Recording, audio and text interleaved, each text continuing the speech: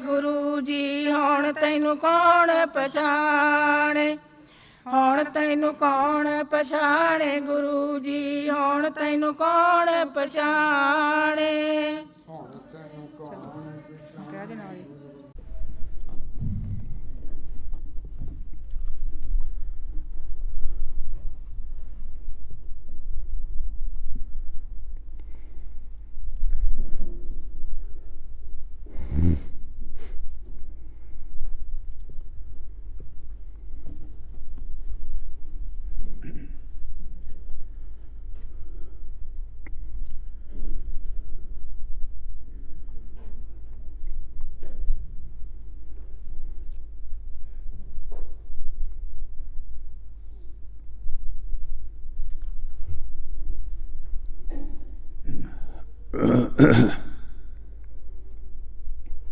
ਬਾਣੀ स्वामी जी महाराज शब्द नावां।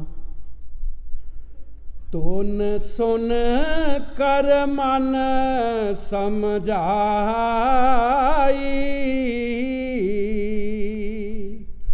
ਤੋਨ ਸੁਨ ਕਰ ਮਨ ਸਮਝਾਈ।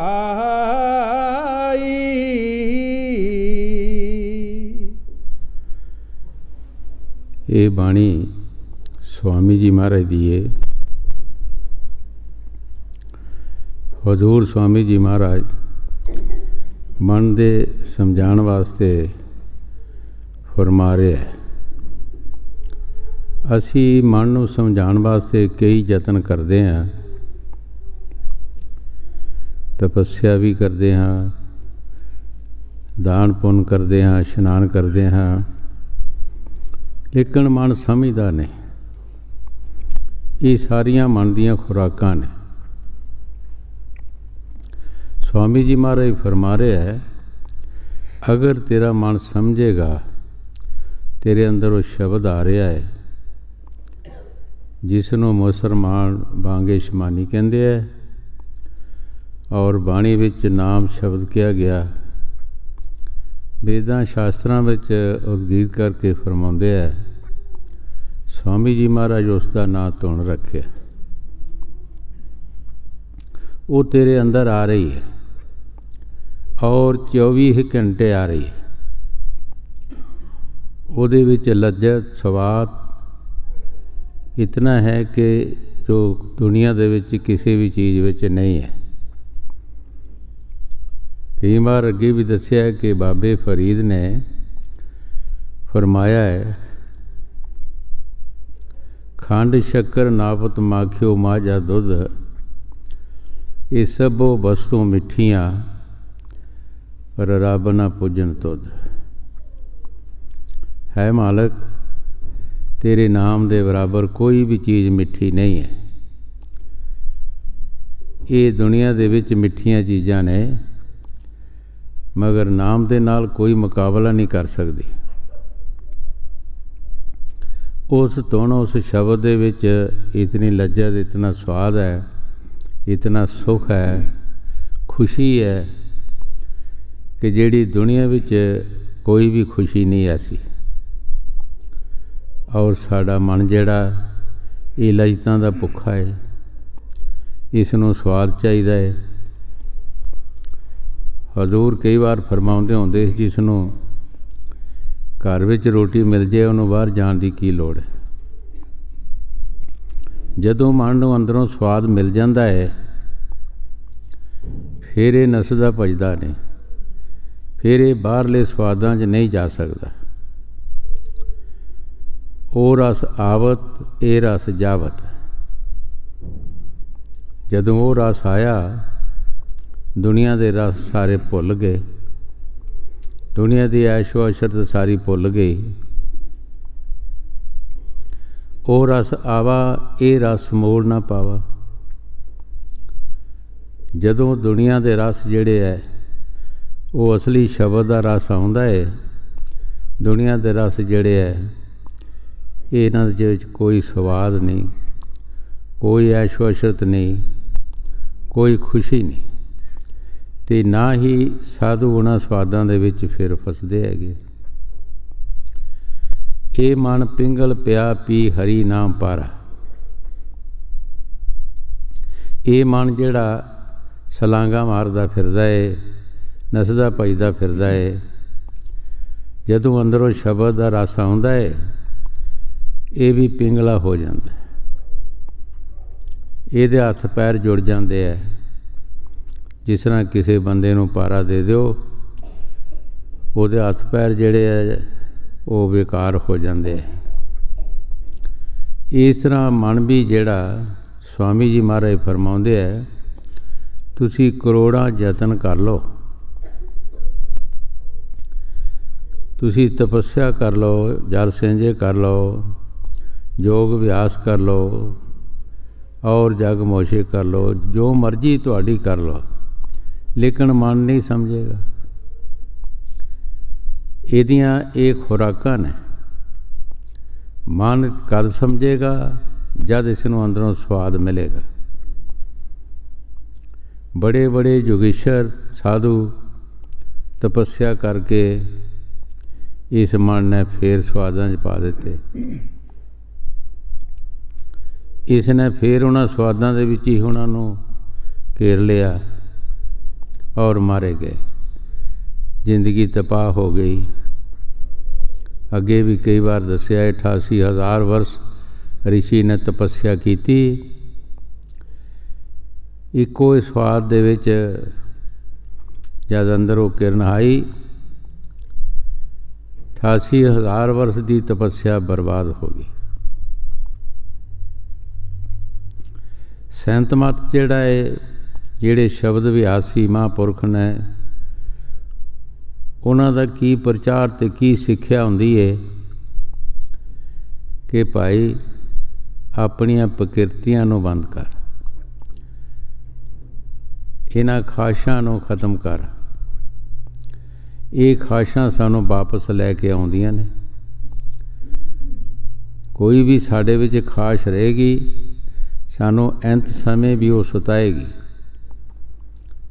ਜਿਸ ਤਰ੍ਹਾਂ ਕਿਸੇ ਤਪੱਸੀ ਨੂੰ ਕਿਹਾ, ਕੋਈ ਤਪੱਸਿਆ ਕਰ ਰਿਹਾ ਸੀ, ਐ ਤਪਾ ਕਿਉਂ ਖਪਾ, ਐਂਤ ਗਤੇ ਪਰਮਤਾ। ਐ ਤਪੱਸੀ ਤੂੰ ਕਿਉਂ ਖਪ ਰਿਹਾ ਹੈ? ਅੰਤ ਵੇਲੇ ਤੇਰਾ ਧਿਆਨ ਜਿਸ ਵਕਤ ਹੋਏਗਾ, ਜਿਸ ਪਾਸੇ ਹੋਏਗਾ, ਉੱਧਰ ਹੀ ਤੈਨੂੰ ਜਾਣਾ ਪਏਗਾ। ਸੰਤ ਮਤ ਜਿਹੜਾ ਹੈ, ਸ਼ਬਦ ਵਿਆਸੀ ਮਹਾਂਪੁਰਖ ਨੇ, ਉਹ ਸਭ ਤੋਂ ਪਹਿਲਾਂ ਇਹੀ ਕਹਿੰਦੇ ਕਿ ਭਾਈ ਜਿਨ੍ਹਾਂ ਖਾਸ਼ਾਂ ਨੇ ਤੈਨੂੰ ਵਾਪਸ ਲਿਆਉਣਾ ਹੈ, ਉਹਨਾਂ ਖਾਸ਼ਾਂ ਨੂੰ ਖਤਮ ਕਰ। ਉਹਨਾਂ ਖਾਸ਼ਾਂ ਨੂੰ ਹੀ ਖਤਮ ਕਰ ਦੇ ਤਾਂ ਕਿ ਤੈਨੂੰ ਵਾਪਸ ਨਾ ਆਉਣਾ ਪਵੇ, ਤੇਰੇ ਦਿਲ ਵਿੱਚ ਕੋਈ ਖਾਸ਼ ਨਾ ਰਹੇ। ਗੁਰੂ ਸਾਹਿਬ ਜੀ ਜੋ ਬਾਣੀ 'ਚ ਫਰਮਾ ਰਹੇ, ਠੀਕ ਫਰਮਾ ਰਹੇ ਹੈ, ਤੋਣ ਸੁਣ ਕਰ ਮਨ ਸਮਝਾਏ। ਔਰ ਕਿਸੇ ਵੀ ਯਤਨ ਦੇ ਨਾਲ, ਕਿਸੇ ਕੰਮ ਦੇ ਨਾਲ ਇਹ ਮਨ ਨਹੀਂ ਸਮਝੇਗਾ। ਜਦ ਅੰਦਰੋਂ ਸ਼ਬਦ ਉਹ ਤੋਣ ਸੁਣੇਗਾ, ਇਹ ਮਨ ਜਿਹੜਾ ਕਾਬੂ ਆ ਜਾਏਗਾ। ਹਾਂਜੀ। ਧੁਨ ਸੁਨ ਕਰ ਮਨ ਸਮਝਾਈ,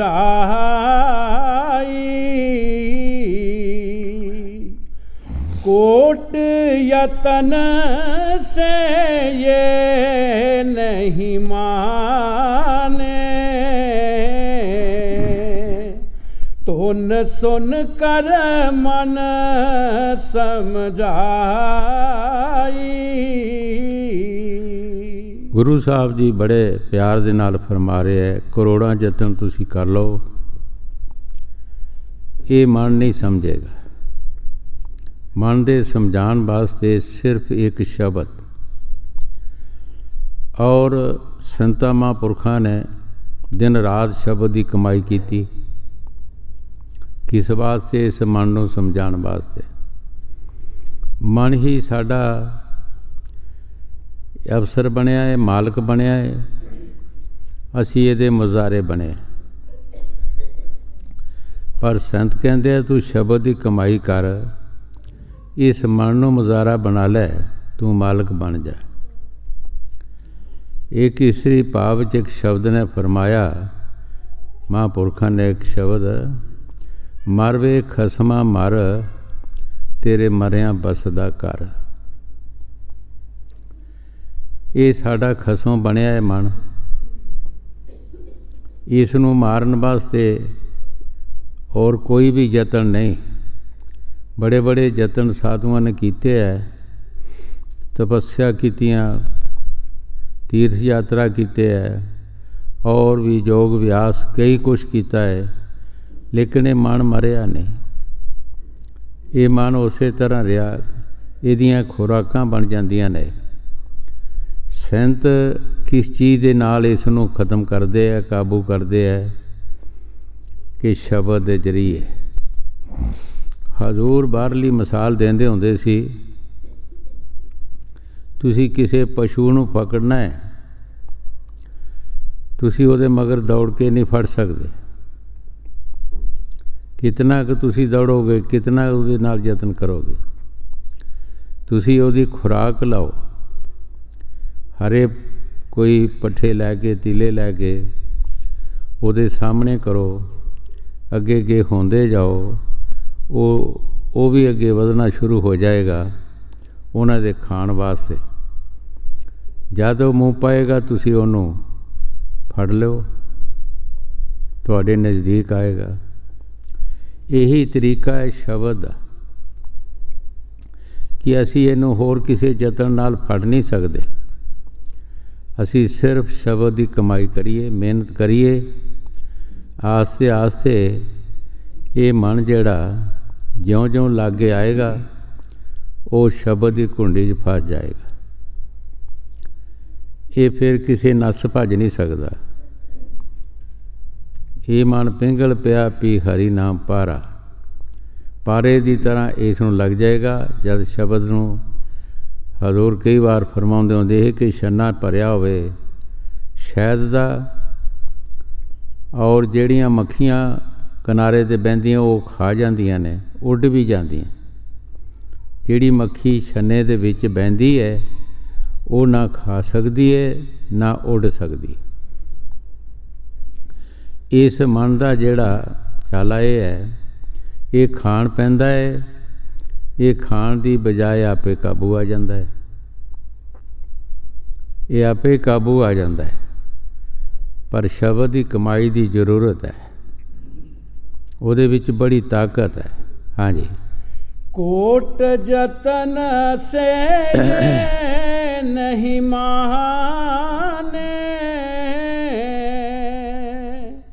तुन सुन कर मन समझाई।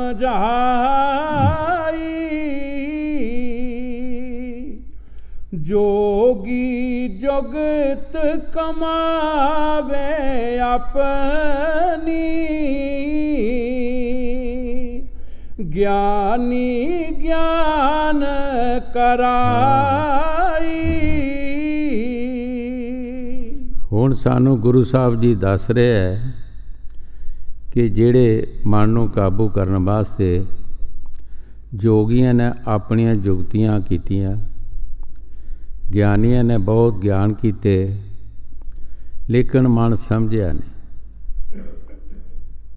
ਜੁਗਤੀਆਂ ਕਰਦੇ ਕਰਦੇ ਦੁਨੀਆ ਤੋਂ ਚਲਾ ਗਏ, ਇਹ ਮਨ ਉਸੇ ਤਰ੍ਹਾਂ ਰਿਹਾ। ਗਿਆਨੀਆਂ ਨੇ ਗਿਆਨ ਕੀਤੇ, ਪਰ ਸੰਤ ਕਹਿੰਦੇ ਆ ਇਹ ਗੱਲਾਂ ਦਾ ਗਿਆਨ ਨਹੀਂ।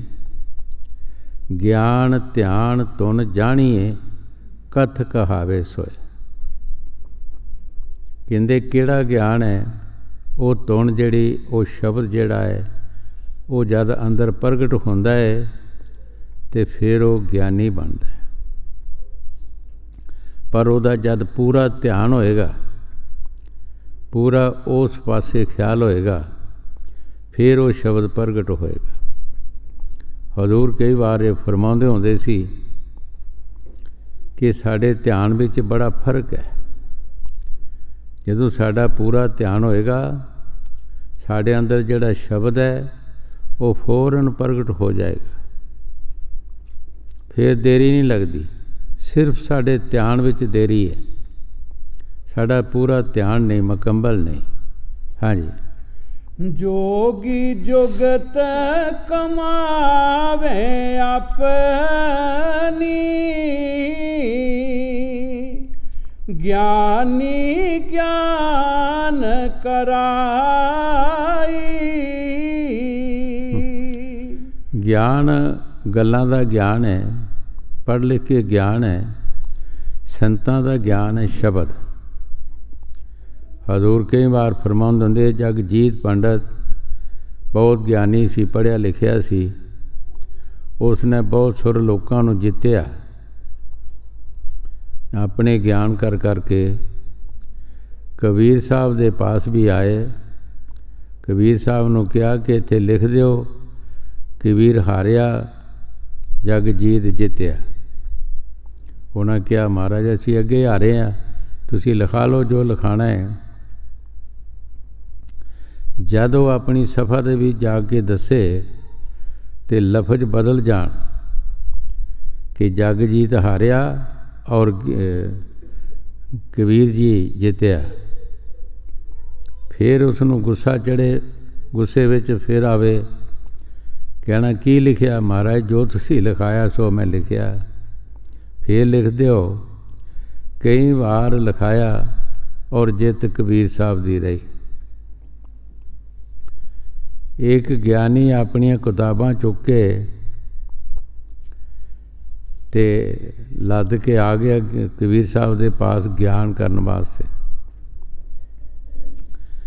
ਕਬੀਰ ਸਾਹਿਬ ਨੇ ਕਿਹਾ ਕਿ ਕਿਤਾਬਾਂ ਨੂੰ ਠੱਪ ਦੇ, ਇਸ ਤਰ੍ਹਾਂ ਹੀ ਗਿਆਨ ਕਰ, ਕੀ ਚਾਹੁੰਦਾ ਤੂੰ, ਕੀ ਕਰਨਾ ਹੈ।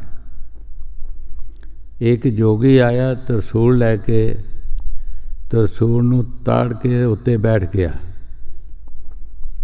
ਕਬੀਰ ਸਾਹਿਬ ਜੀ ਸ਼ਬਦ ਰੂਪ ਹੋ ਗਏ, ਉਹਦੇ ਵੀ ਉੱਪਰ ਹੋ ਗਏ। ਕਬੀਰ ਸਾਹਿਬ ਨੇ ਕਿਹਾ ਕਿ ਜ਼ਮੀਨ ਦਾ ਆਸਰਾ ਛੱਡ ਦੇ, ਇੱਥੇ ਆ ਜਾ, ਜਿਹੜਾ ਗਿਆਨ ਕਰਨਾ ਇੱਥੇ ਆ ਜਾ। ਸ਼ਬਦ ਨੂੰ ਕਿਸੇ ਚੀਜ਼ ਦੀ ਜ਼ਰੂਰਤ ਨਹੀਂ ਹੈ, ਤੂੰ ਇਹਦਾ ਆਸਰਾ ਛੱਡ ਦੇ, ਇੱਧਰ ਆ ਜਾ। ਪਰ ਉੱਥੇ ਆ ਨਹੀਂ ਸੀ ਸਕਦਾ। ਇਸ ਵਾਸਤੇ ਜਿਹੜੇ ਸ਼ਬਦ ਵਿਆਸੀ ਮਹਾਂਪੁਰਖ ਨੇ, ਉਹਨਾਂ ਦਾ ਗਿਆਨ ਹੁੰਦਾ ਸ਼ਬਦ, ਔਰ ਸ਼ਬਦ ਜਿਹੜਾ ਹੈ ਇਹਦੇ ਵਿੱਚ ਬਹੁਤ ਪਾਵਰ ਹੈ। ਅਸੀਂ ਰਿੱਧੀਆਂ ਸਿੱਧੀਆਂ ਦੇ ਨਾਲ ਦੁਨੀਆ ਦੇ ਵਿੱਚ ਜੋ ਕੁਛ ਵੀ, ਕਿਸੇ ਨੂੰ ਸ਼ਰਾਪ ਦੇ ਦਿੱਤਾ, ਕਿਸੇ ਨੂੰ ਕੁਝ ਕਰਤਾ, ਕਿਸੇ ਨੂੰ ਕੁਝ ਕਰਤਾ। ਜਿਹੜੇ ਸ਼ਬਦ ਵਿਆਸੀ ਮਹਾਂਪੁਰਖ ਨੇ ਉਹ ਨਹੀਂ ਸ਼ਰਾਪ ਦਿੰਦੇ, ਉਹ ਸ਼ਬਦ ਦੀ ਕਮਾਈ ਕਰਦੇ ਆ, ਉਹ ਕੋਈ ਐਸੇ ਗਲਤ ਗਿਆਨ ਨਹੀਂ ਕਰਦੇ। ਕਈ ਵਾਰ ਅੱਗੇ ਵੀ ਦੱਸਿਆ ਕਿ 18,000 ਆਲਮ ਫਾਜ਼ਲ, 18,000 ਆਲਮ ਫਾਜ਼ਲ ਹੁਸਨ ਹੁਸੈਨ ਨੂੰ ਮਾਰਨ ਵਾਸਤੇ ਕੋਈ ਨਾ ਕੋਈ ਹਥਿਆਰ ਸਾਰਿਆਂ ਨੇ ਹੱਥ 'ਚ ਫੜਿਆ ਸੀ ਕਿ ਜੇ ਸਾਡੇ ਮਸਲਿਆਂ ਦਾ ਜਵਾਬ ਨਾ ਦੇਗਾ ਅਸੀਂ ਇਸ ਨੂੰ ਮਾਰ ਦੇਣਾ। 18,000 ਆਲਮ ਫਾਜ਼ਲ ਆਇਆ। ਹੁਸਨ ਹੁਸੈਨ ਫਕੀਰ ਨੇ ਕਿਹਾ ਕਿ 5 ਮਿੰਟ ਮੈਨੂੰ ਮੋਹਲਤ ਦਿਓ। 5 ਮਿੰਟ ਦੇ ਵਿੱਚ ਆਪਣੀ ਸੁਰਤੀ ਨੂੰ ਅੰਦਰ ਲੈ ਗਏ, ਸਮਾਧੀ ਲੱਗ ਗਈ, ਆਪਣੇ ਦੇਸ਼ ਚਲਾ ਗਏ। ਜਿਸ ਨੇ ਜੋ ਵੀ ਕੁਛ ਉਹਨਾਂ ਦੇ ਪਾਸ ਹੈ